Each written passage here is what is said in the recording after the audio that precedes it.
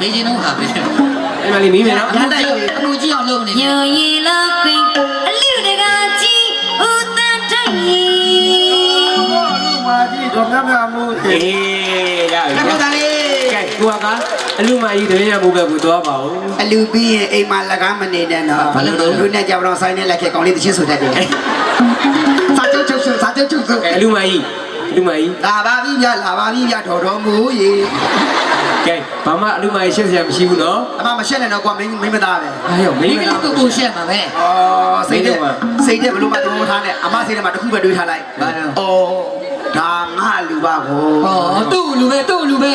ဟာသူ့လူပဲဟာ ဩငါလူမှန်နေတာ အလူမကြီးမင်းမယ်နော်မလုပ်နဲ့အခုဒါကတို့ရှေ့ရထွက်လာတဲ့ပွဲရဆိုပြီးခဲ့တဲ့နှစ်ပွဲကအလူမတော့ကဲဒါမှဖြေရဲလူတွေစင်မွားကိုထွက်ပြီးတဲ့နှစ်ယောက်ရှိပြီဒီပွဲတော့ကျုံမဆွဲထားတာကဟောအလူမကြီးကဲမြန်မြန်လေးပြီးတော့မေးကြည့်မယ်နော်ပျော်ရည်လားဟိအလူမကြီးတော်မြတ်မြတ်မူရီ နေ तू ကအိမ်မှာဘလို့ခေါ်မှမသိဘဲနဲ့မေးအောင်ပါလေ ။အော်ဟုတ်သားပဲ ငါတို့မေးလို့ဆိုဘလို့မတော့ ။ဒါကြတော့လူတကာကြီးမီး ငါတို့မေးငါတို့ဖေကုန်းအောင်ကျော်လို့ခေါ်ဘူး ဘယ်လိုခေါ်တော့ ဟိုဟာကြီး ဟမ် ဟိုဟာကြီး လူတကာဘယ်လိုခေါ်တာတော့အိမ်မှာခေါ်တော့ လို့ခေါ်တယ် ဦးတန်ထိုင်တော့ ကိုတန်းထိုက်တော့ ကိုထိုက်ပါကိုထိုက် ဟုတ်တယ်ဟုတ်တယ်ကဲဒါပြပြန်ဖြစ်မယ်နော်။ပျော်ရည်လားဟိအလူမကြီးတော်မြတ်မြတ်မူရီ ပြောတာပေါ့ဦးတန်ထိုင်ရီ အလူတကာကြီးကျန်းနေခဲ့တယ်လေ။သူအလူမဒီနေ့မှအိမ်မှာအရင်တော့ခေါ်ပြီးတော့ကိုတန်းထိုက်လို့ခေါ်လို့မရဘူး။ဒီနေ့ရက်မှာကဲကျွန်တော်အလူတကာကြီးနဲ့အလူမတယောက်နဲ့တယောက်ပြုံးကြီးကြည့်ပြီးတော့အလူမကြီးအလူတကာကြီးဒီလိုခေါ်ရတယ် ပြုံးတာတင်းကြမလို့ ။အဲ့တော့ အလူအလေးမထွက်ခင်လားပြုံးနေတာပဲ မနေ့ကလေးပြုံးနဲ့ပြီးပါဗျာ လူတွေလည်းပြုံးပြတယ်ပြုံးကြတော့ငါသွားမေးတာအလူမဘာလို့ပြုံးတာဆိုတော့ဖြေရှာတယ် ဘယ်လိုပြေတော့ ရီချင်းလို့တဲ့ ။ဟုတ်တယ်လူမကြီးအလူတကာကြီးလူပေါင်းခေါ်မယ်နော်။ပျော်ရည်လားဟိအလူမကြီးတော်မြတ်မြတ်မူရီ ပြောတာပေါ့အလူတကာကြီးဦးတန်ထိုင်ရီ ။ဟေးကဲလက်ခုပ် လက်ခေါ် ကိုကဘာလို့ သူ့တီမလေးနဲ့ ဘာဖြစ်လဲလို့ ရရွှေ့တော်လာမျိုးလား ဘာလဲ ငါတချို့ဆိုထင်ဓမ္မစကြာကြီးတဲ့ထင်ကြရောမလာမလာ ဒီလောက်ဆိုရပါပြီကွာတို့လူရှင်လူမရှက်နေမှာလားကဲကိုကဒီနေ့တို့အလူတကာကြီးဦးတန်းထိုက်တို့အလူမကြီးတို့ရမြမိုးတို့မိသားစုတွေ တော်ပြောကြလား ဘာလဲတော့ ငါကြချူလဲချူအောင်တဲ့ ဟောလက်ဆက်တဲ့တို့အမေစူးကြီးနေတာ ညီမလေးနဲ့ကိုကြီးနဲ့တူတူချူမဲ့ကလေးနဲ့ကိုနဲ့ချူမဲ့ ကဲအားလုံးပြောပါတယ်နော်ကဲဒီအားလုံးပြောရတဲ့အချိန်မှာကိုကကျွန်တော်အလူရှင်လူမမိသားစုကဒီနေ့တော့ဘလို့လူတယ်မှတ် ဘယ်လိုလူပါလဲ အလူတကာကြီးကမောင်ကလူတော့မင်းကကြည်ဘူးတဲ့တရားစိတ်တီတူတူနဲ့ဒီနေ့စိတ်တူကိုတူလူတဲ့အလူကြီးပါခင်ဗျာ ဦးသားထိုက်တို့ဒေါ်များများမိုးတို့ကစိတ်တူကိုတူလူတဲ့အလူတဲ့ဟာ ဟေးဟေးဟေးဟေးလာ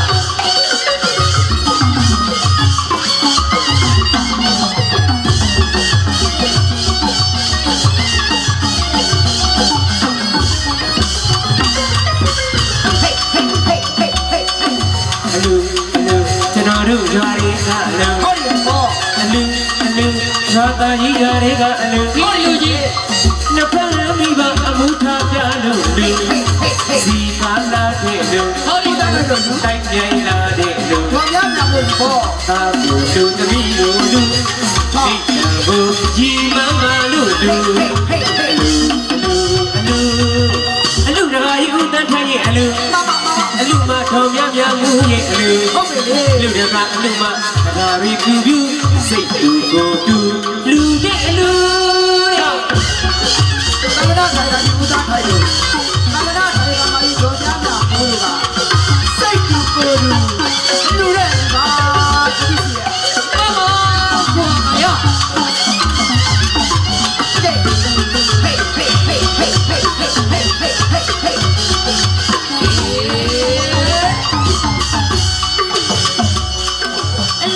အလူသမတို့ယောရီကအလူ ဟော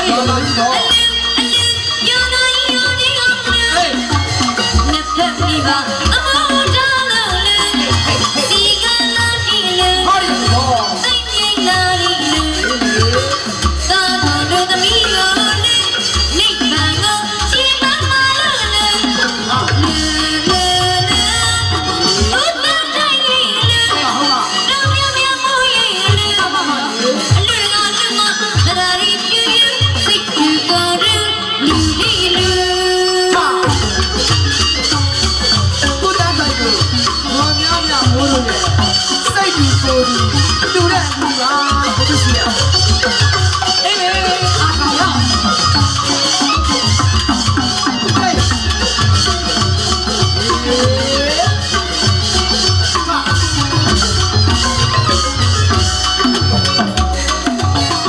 ဒီလုံးလေးအပြောကြီးပြော အေးရလုံးလေးပြောကြီးပြော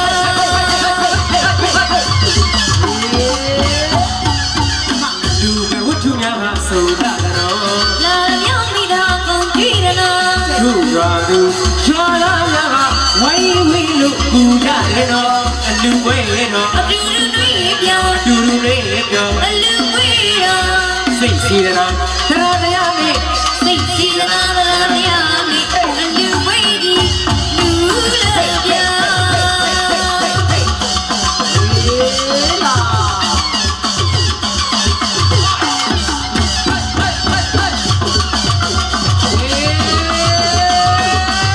စိတ်တူကိုတူ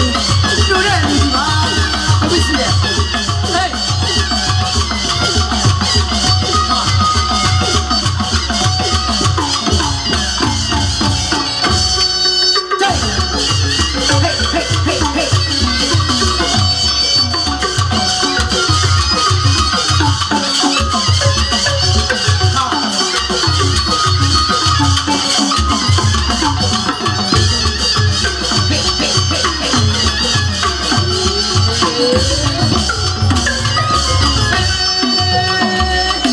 အလူရွာသားကြီးရာတွေကအလူအလူရွာသားကြီးရာတွေကအလူနှစ်ဖက်မိဘအမှုထားပြလို့လူစီကားလာတဲ့လူ ဟောဒီဟော တိတ်ပြိုင်လာတဲ့လူ လာလို့လူ သာလူသမီးကိုလူနေပါကိုကြီးမပါလို့လူအလူဦးတန်းတိုင်းရဲ့အလူထောင်မြမြဦးရဲ့အလူအလူကအလူမတခါရီယူယူစိတ်ကိုကိုတူ လူတိလူတဲ့ ဘာလာကြည့်ကြည့်ရလားကိုသားထိုက်တို့တော်များများဘိုးတို့ရဲ့စိတ်တူကိုတူလူတဲ့အလူပါကိုတူစီအောင် အမောဘောခါရဟေးဟေးဟေးဟေးဟေးဟေး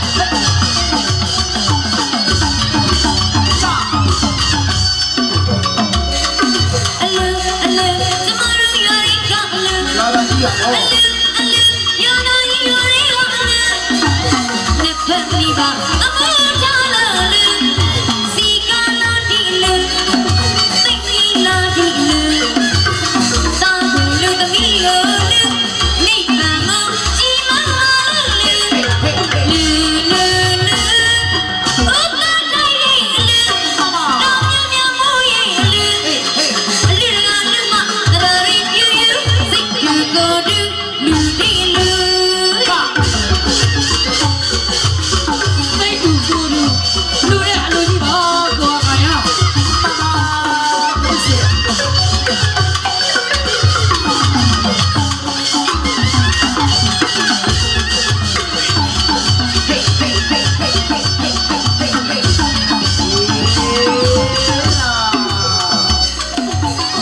ဒီလူလေးအပြောကြီးပြော တရားလုံးလေးပြောကြီးပြော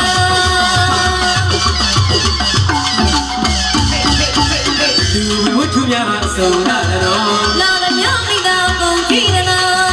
တို့ရာတို့ချာလာများကဝိုင်းဝီလို့ကူရတယ်နော်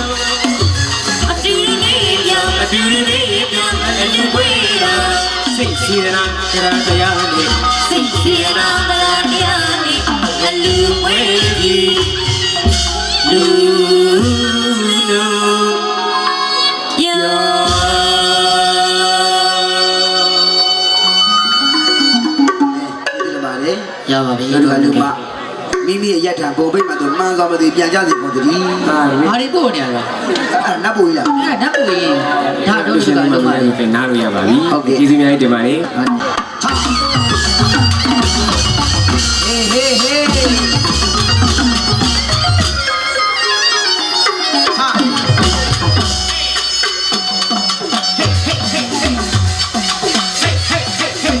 စေရင်လူကြီးအောင်လက်ပြဆောင်ပါပြီရတ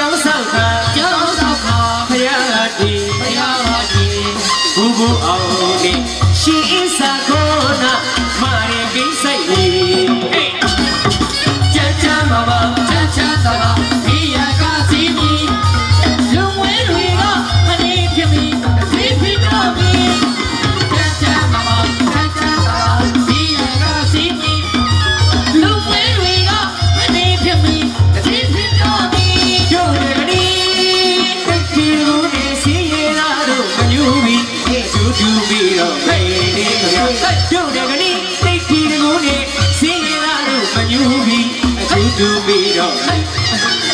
ခေတ်ပြည့်သူတော်ကြီးအေးချမ်းသာယာမီဟိတ်ငကနီတကူနဲ့အမျိုးကိုတဲ့စီ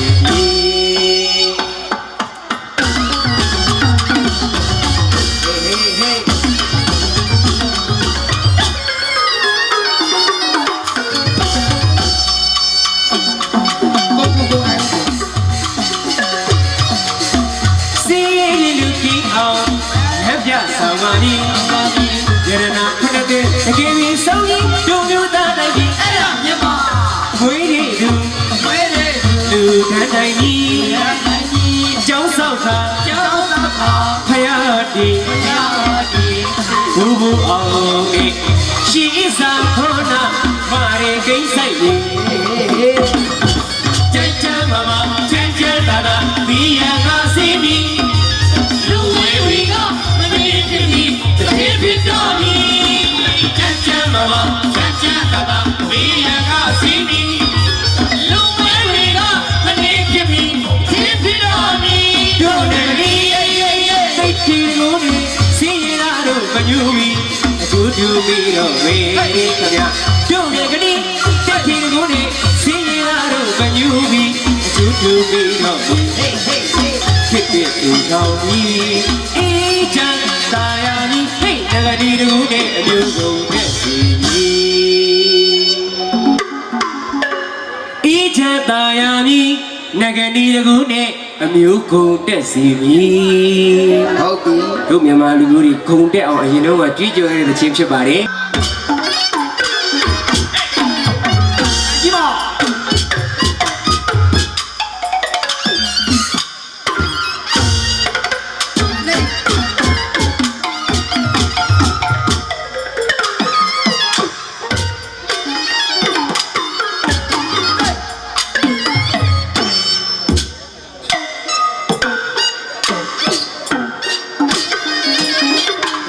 ဆိုင်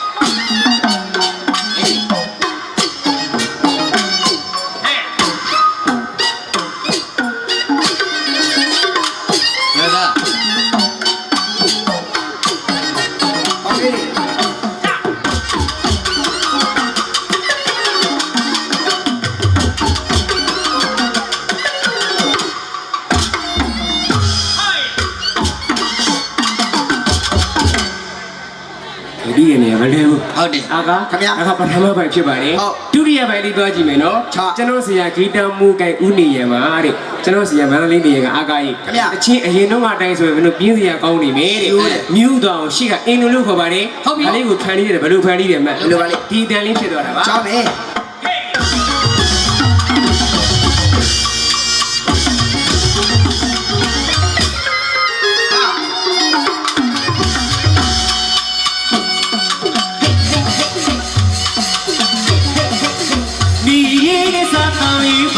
မနီးချောင်းလေးစီပီရမည်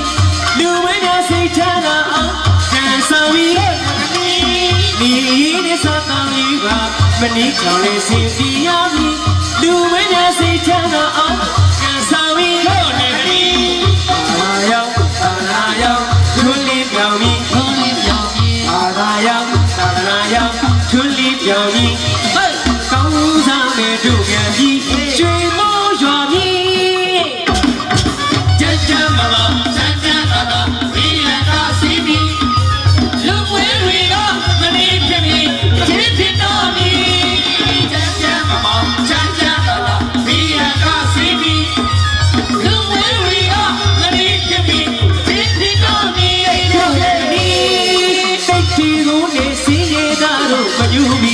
တူတူပြီးတော့မေးဟုတ်ဗျာပြုတ်တယ်ကလေးတိတ်တီကိုနဲ့စီးရတော့ကညူပြီးအတူတူပြီးတော့ဟုတ်ဖြစ်တူတော်ပြီးအေးချမ်းသာယာကြီးဟိတ်တကလေးတကူနဲ့အမျိုးကိုဖက်စီပြီး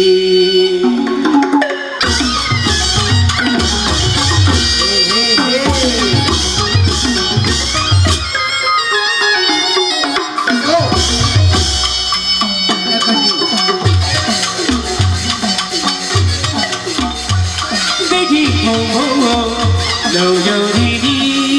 နေဒီကလေးပူမထူးရဲ့အကျုပ်ပေးနိုင်ပြီ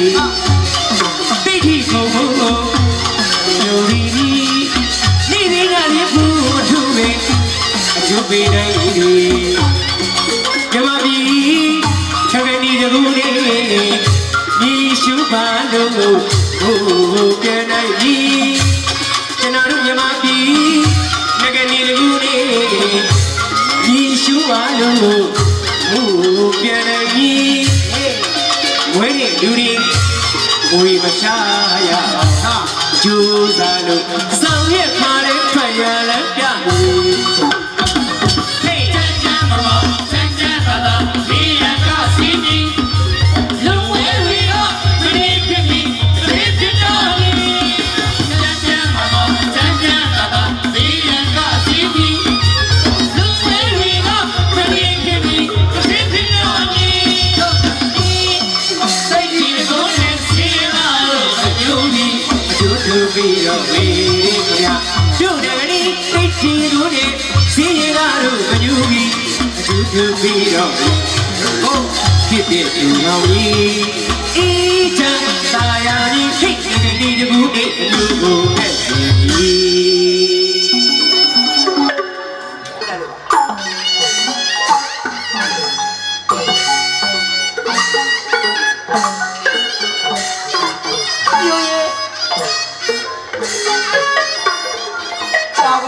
ကိုဆောင်လေး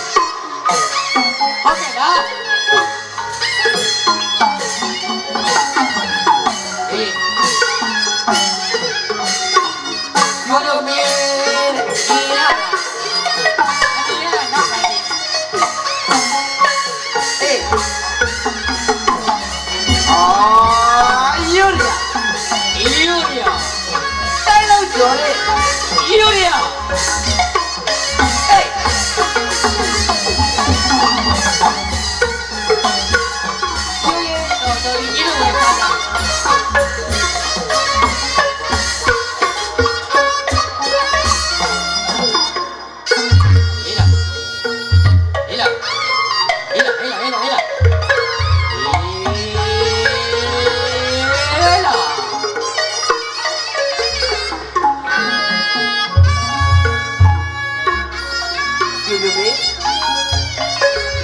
လာလိုက်လားမဆန်းကြီးချင်းပါရဲ့မဆန်းကြီးကဘယ်သူလို့အားပြီ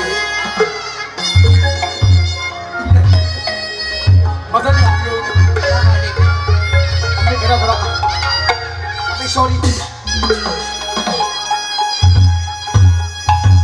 you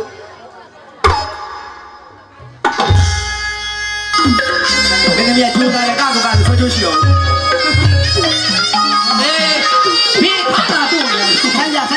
ဒါမဲ့ယူရပါလားမင်းကိုလည်းရှိပြီလား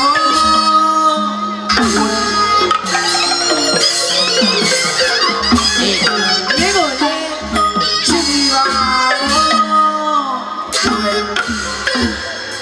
ယူရဲ့ပြုတ်ပြုတ်လေးဆိုပါမင်း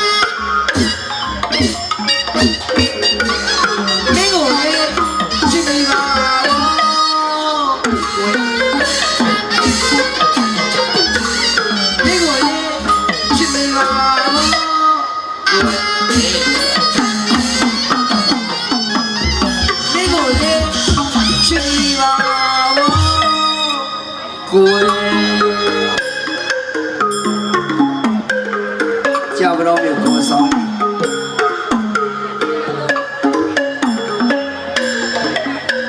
နိုင်ငံတော်ရှင်သေးကိုရှင်လေးအေးယူရဲအေးလာလေ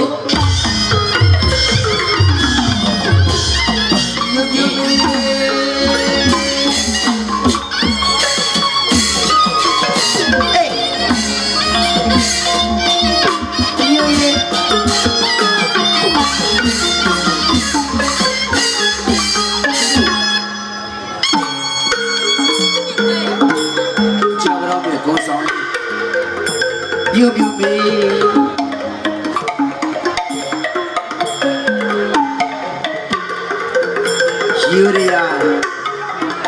Yuria ဆိုတာကတော့ယူရဲမှာရာလို့ပဲ တာနေတူမလို့ရတာဟေးယိုဟုတ်ပါ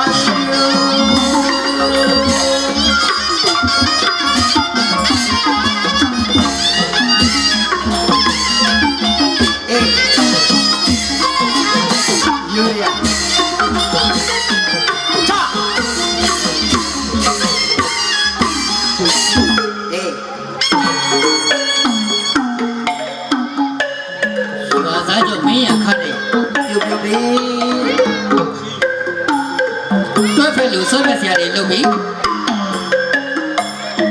ဆရာတခင်ကိုကောင်းတာအိတ်ချင်သေးဘူးလားလွတ်လွတ်မှာအာနာလို့ပါဗျာ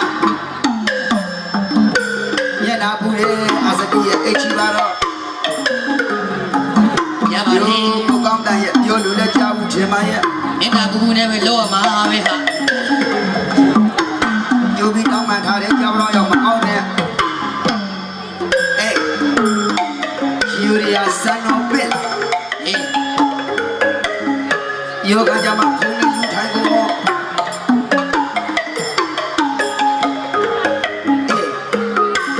ထိုင်မှာဘူးမိမအတွက်တဲ့ယူရီယာမန်တော်ရှူတယ်ယောဒီဘောခိုင်ဟေးအားလာမင်းတို့ကြော်လေးကြောက်တော့ဘုရားပြူပြူမီးရလား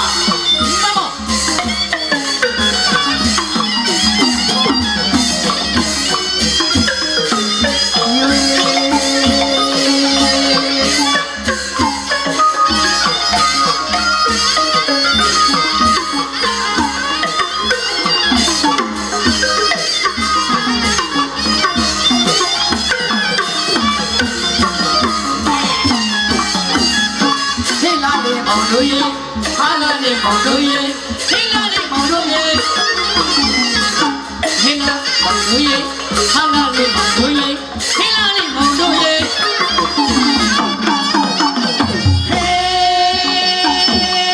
ကျိုးတဲ့ဆရာကြီးညာအယုတ်ကလေးကျိုးဆွဲ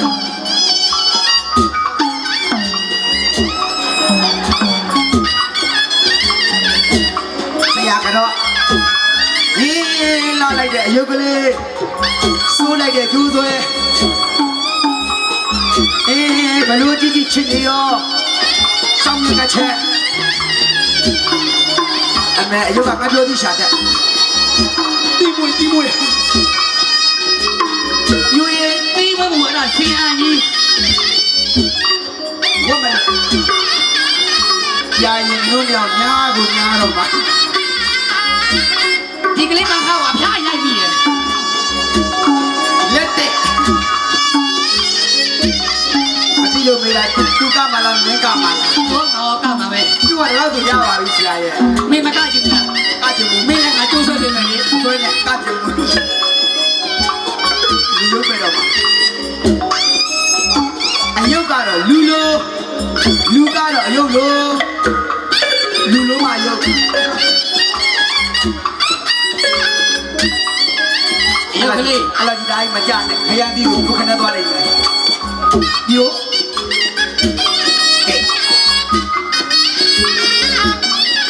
ရှင်တော်မူကြီးလောက်လိုက်လားကျွန်တော်ငါ့သူရှင်ကလမကြီးလောက်လိုက်လားဒီစရာလေးကလမကြီးကတော့ယိုရဲ့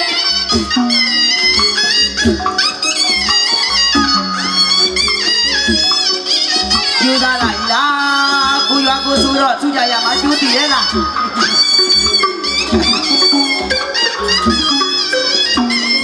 ယူသေးလေး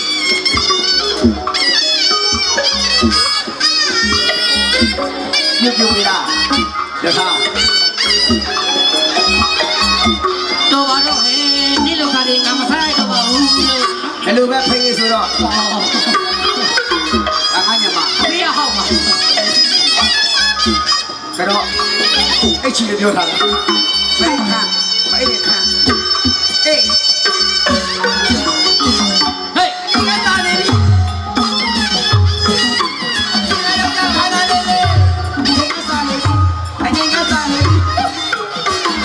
ပါလားလေ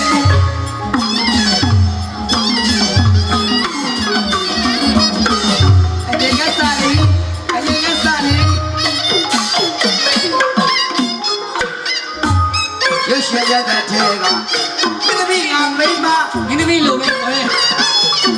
တလက်တစ်ချိန်ဝဲ ငါနဲ့ညောလာပြီ အေး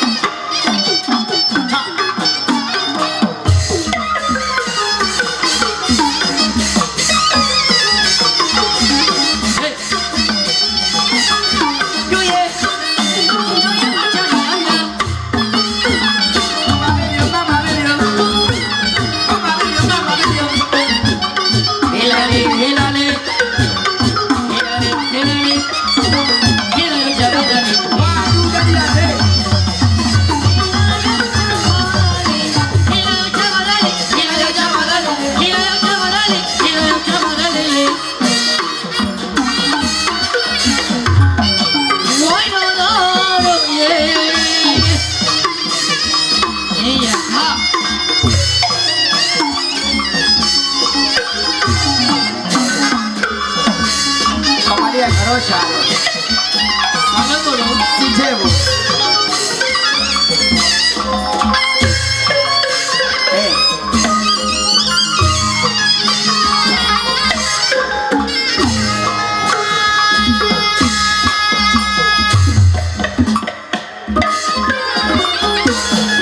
အေးအရင်ကစားတော့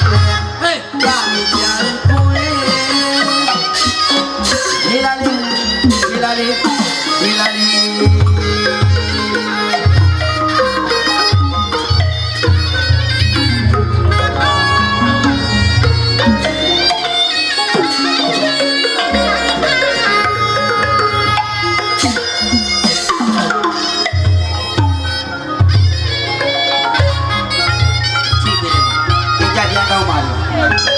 ပြန်ကောင်းပါလေပြီးပြီးသားလေ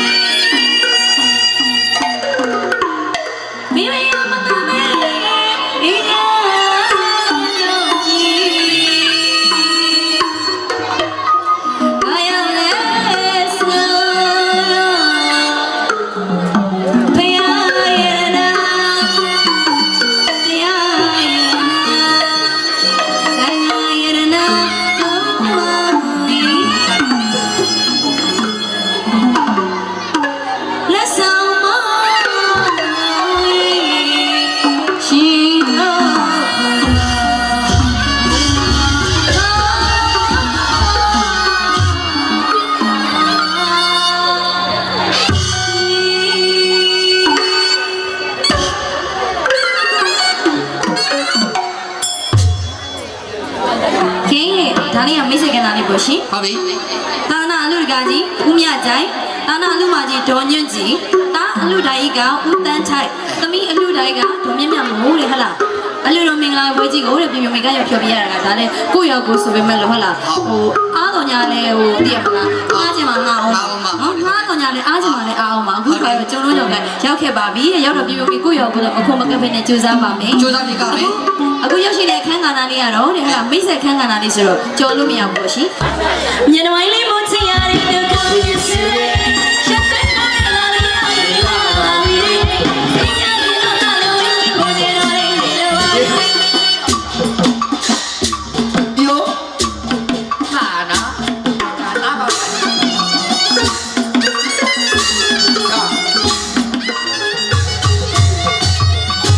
တင်းလည်းမလျှော့ပါကွာစိတ်လည်းမလျှော့ပါကွာကျေဘူးမီးနဲ့ငါဟောက်ကြတဲ့နာတော်တော်ကမိတ်လေးစိတ်